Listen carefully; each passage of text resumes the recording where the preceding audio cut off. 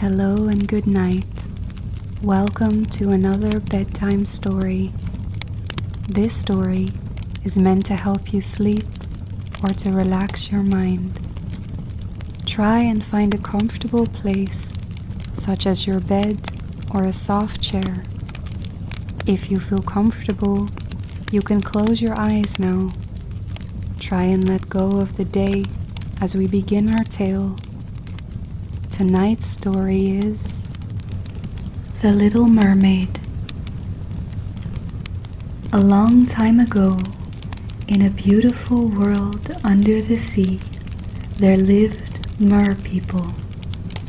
Mer people were strange, magical creatures with bodies like you and me, but long fishtails instead of legs. Although mer people were happy in their undersea kingdom, sometimes, just for fun, they would swim up to the surface and take a look at our world. Sometimes they would see human beings sail past on their great ships and say, "What strange lives those humans lead." The king of the mer people had 6 mermaid daughters. All were very beautiful, but the loveliest was the youngest. Not only was she beautiful, but the Little Mermaid had the best singing voice of all the mer people. When the Little Mermaid sang, everyone would stop what they were doing and listen. Even the fishes seemed to swim more slowly, as if they too were enjoying her singing.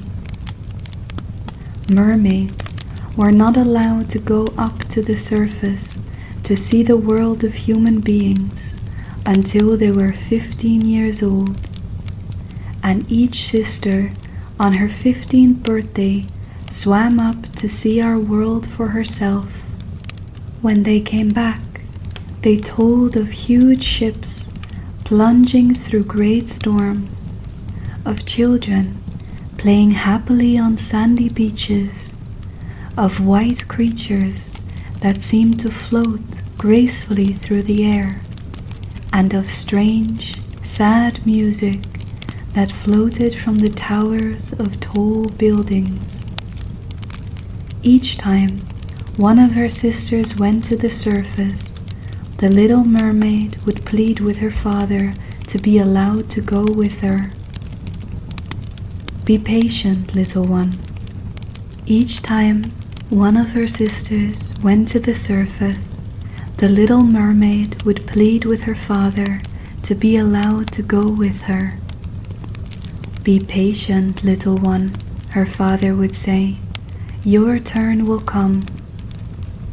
At last, it was the Little Mermaid's 15th birthday, and towards the end of the day, her father looked at her and said, "The time has come, little one. Come back and tell us what you find." The Little Mermaid kissed her father, said goodbye to her 5 sisters, and began the long swim to the surface. Up and up she swam, and it was night time before she came close to the surface.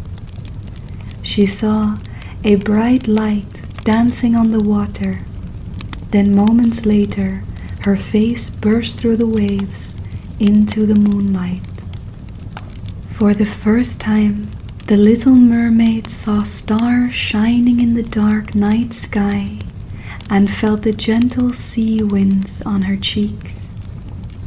She saw a sailing ship lit by hundreds of lanterns and thought that she had never seen anything so beautiful in all her life.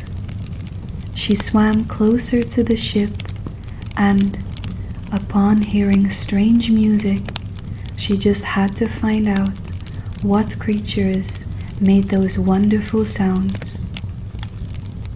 Looking through a window in the side of the ship, she saw what seemed to be a birthday party, and the special guest was a young prince. He stood in the center of the room, and everybody seemed to be smiling at him. He was the most handsome thing she had ever seen. When he smiled, his eyes seemed to light up the whole room, and by the time the party had ended and the guests had gone to bed, the little mermaid had fallen in love. "It's getting late," she sighed. "I must go back to my father and sisters and tell them what I have seen." But then came a sound which the little mermaid had never heard before. A storm was coming, and before long, great dark clouds hid the moon. The air around the little mermaid started to move, and the calm sea started to heave and moan like a giant waking from a deep sleep. The prince's ship started to lurch and roll in the churning sea, and the little mermaid could hear terror in the voices of the sailors as they tried to save their ship from the giant waves. Then suddenly, the ship's mast snapped in two. Its deck was smashed to pieces by a giant wave. Sailors were thrown into the sea, and the beautiful ship began to sink. The little mermaid was not afraid of the storm. She dived into a huge wave and swam down into the darkness, and there, among the swirling wreckage, she saw her prince, lifeless. The little mermaid knew that humans could not live in water. "Drowned already?" said the little mermaid. "No, he will not drown. I will not let him drown." So she swam to the prince, carried him back up to the surface, and held his head up out of the water. He was still too weak to move, but at least he was alive. The little mermaid swam through the night. By morning, the storm had passed, and she saw dry land. The little mermaid saw a white sandy beach, and she laid the sleeping prince on the sand in front of a small church. Then she swam to some nearby rocks to see what would happen. The prince opened his eyes and saw a girl coming out of the church. The girl stared at the prince for a moment, then ran back inside to fetch help. People came running.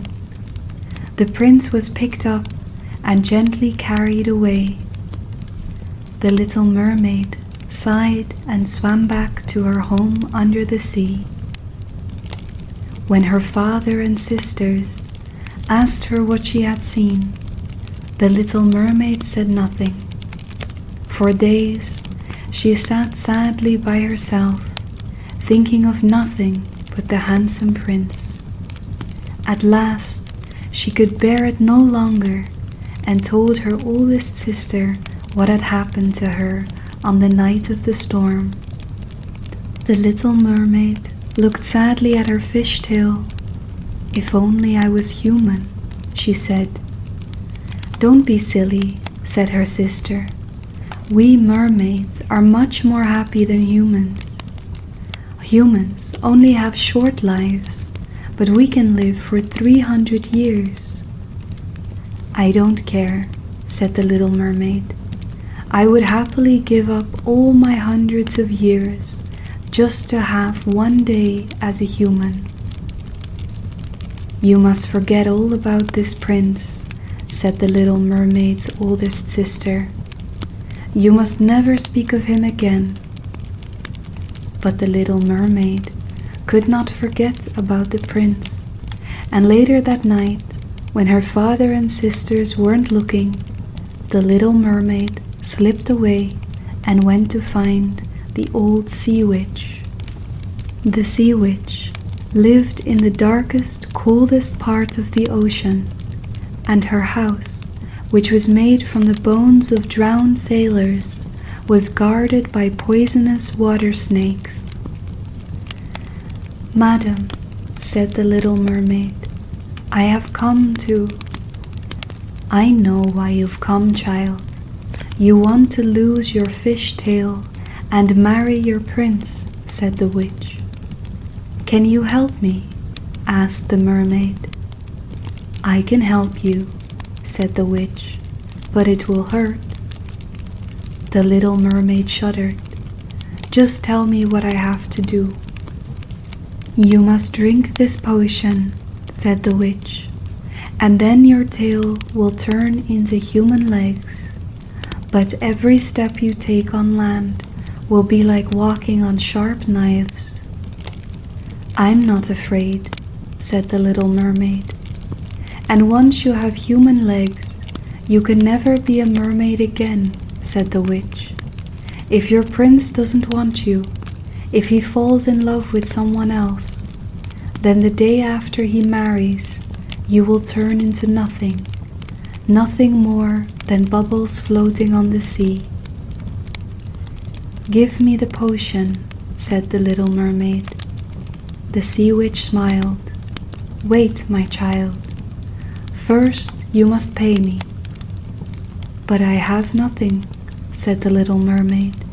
"How can I pay you?" "I'll take your voice," said the witch. "Your beautiful singing voice. Yes, that should do nicely." The little mermaid looked at the witch and said, "Very well. If that is what I must pay, then take it." The witch handed the little mermaid the potion in a small bottle, and the little mermaid spoke no more. The witch had taken her tongue. The next day, the prince's servants found a beautiful young woman lying on the beach near the palace. They helped her inside, and when the young woman walked, she seemed to be in pain, almost as if she was walking on knives. The servants dressed her in fine clothes, but when they asked her who she was, she said nothing, because this was the little mermaid who had given her voice to the sea witch and who could never speak or sing again. Everybody agreed that the little mermaid was the most beautiful young woman in the whole palace, and although she never spoke, she quickly became the prince's favorite. He never went anywhere without the little mermaid at his side. One day, he told her how much he cared for her, and for a moment, she was so full of happiness that she thought her heart would burst. "But," said the prince, "I cannot marry you because I am still searching for my true love." He explained that once he had nearly drowned and that he had been washed ashore and found by a beautiful young girl. He had only seen that girl once, but he had fallen in love with her and had decided that if he ever found her, he would ask her to marry him. The little mermaid was very sad. She could not tell the prince that it was she who had saved him, that she had given up everything, her tail, her beautiful voice, her family, just to be with him. One day, a king from another land visited the prince. The king brought with him his beautiful daughter, and when the prince saw the king's daughter, he knew her straight away. This was the girl who had found him on the beach. She had grown up into a beautiful woman, but there was no mistake. He had dreamed of her for years, and now he had found her. He asked her to marry him. On the day of the wedding, the little mermaid thought her heart would break. She had lost her prince, and when sun rose the next day, she would die. She remembered the witch's words. She would turn to nothing, nothing more than bubbles on the seawater. That night, when everyone was asleep, the little mermaid sat by the shore, waiting for the dawn. She knew that this was her last night alive, and that soon the sun would rise. Suddenly, from out of the waves, 5 silvery figures rose up in the moonlight. It was the Little Mermaid sisters. "Quick," said the oldest sister, "you can still save yourself. The witch has given us this magic knife. Kill the prince, plunge the knife into his heart, and when his warm blood splashes on your feet, they will grow into a tail and you will become a mermaid again. Hurry, little sister, the sun is nearly rising." The little mermaid took the knife and ran to the prince's bedroom. She looked at him as he slept beside his new wife. One blow with the knife and then she would be free. How she longed to be once more with her father and her sisters under the sea. She looked at the sharp knife. She looked at the prince. She still loved him, so she went to the window and threw the knife far into the sea. In the morning, the prince ordered his servants to search high and low, but no sign of the little mermaid was ever found. The prince was very sad and would often sit on the beach late at night, missing his little friend. And sometimes he would look at the bubbles on the water shining in the moonlight and almost think he saw her face. The end. Thank you for listening to this bedtime story. I hope you enjoyed the tale tonight. If you did, please like the video and subscribe to the channel for more audiobooks and tales to come. Until next time, please take care.